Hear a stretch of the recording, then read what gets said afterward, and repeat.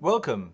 Each week I go through the headlines about the weather from all around the world and compile them into a report. This report covers the 29th of June to 5th of July. Enjoy!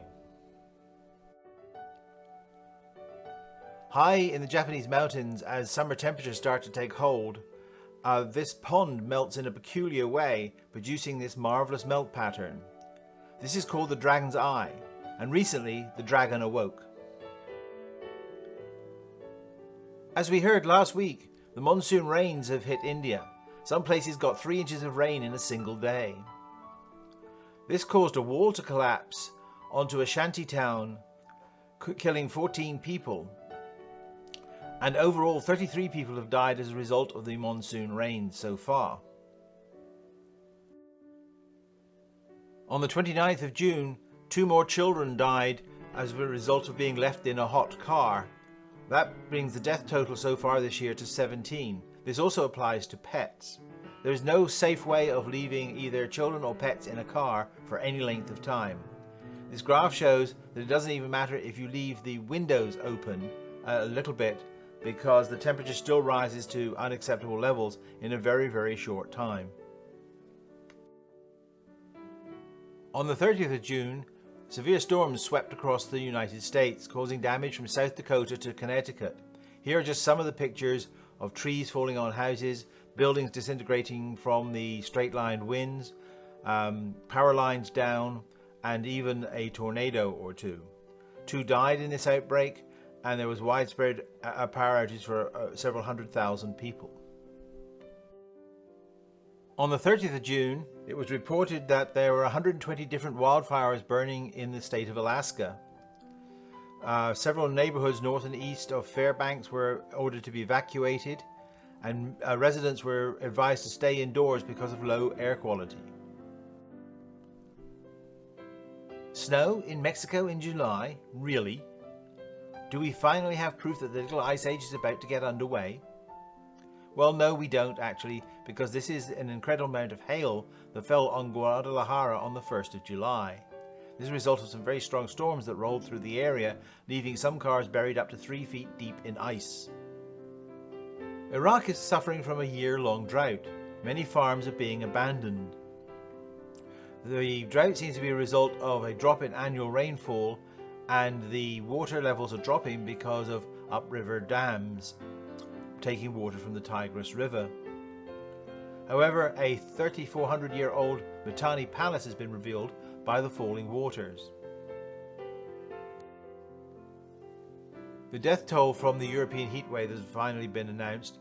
There were a total of 8 deaths, which is a considerable improvement over 2003, which was an equivalent heatwave.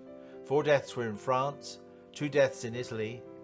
There were power outages in Milan, and all-time record high temperatures were set in Poland, the Czech Republic, Germany, Luxembourg, France, and Andorra. North of a line from Southern California to New York City, the states have had a much cooler start to 2019 than normal. South of that line, however, it's been warmer than average.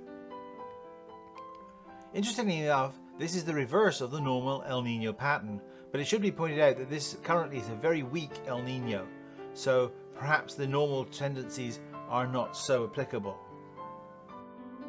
Another heat wave is hitting Alaska. A huge high-pressure dome is sitting over the state, causing many new high-temperature records to be set. On the 2nd of July, it was reported that the Antarctic ice is now at a record low. Sea ice is shrinking at a high rate. According to one scientist, he called it a white-knuckle ride, because just in 2014, we were at record high values. Now we're reaching record lows just 5 years later. In fact, the Antarctic has lost more ice in 4 years than the Antarctic did in 34 years. A very rare tornado hit northeastern China on April the 3rd. It killed 6 people and 130 others were injured. On July 3rd, Mount Stromboli erupted yet again. It's the longest continuously erupting volcano in the world. It produced a particularly sudden violent eruption It killed one hiker and injured another. It sent an ash plume thousands of feet into the air. On July 3rd, we got this remarkable picture showing both Hurricane Barbara and the shadow of the moon during the total solar eclipse in the same frame. The floods in Japan are ongoing. Over 1 million people have been evacuated from the flooded areas. Over 1 meter, that's 39 inches of rain, has fallen in the last 5 days in those areas. The rate of rainfall sometimes reaching 3 inches per hour. There's an ongoing mudslide danger. I just checked this area today and there's more heavy rain forecast for this area. On the 4th of July, a 6.4 magnitude hit Southern California. Its location was northeast of Los Angeles. It was at a depth of 5.4 miles. But it was the strongest earthquake in 20 years in that area. There were several fires and injuries reported, but nobody killed, and there were several large road cracks.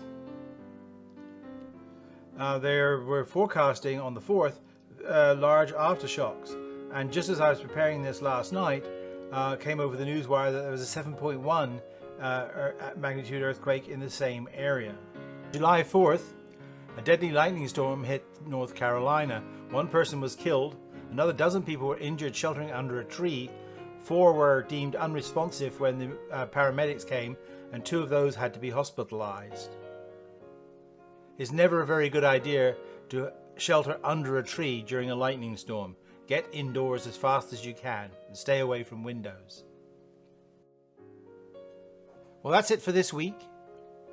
If you like the video, please pass this link on to your friends and family. And so until next week, stay safe and goodbye.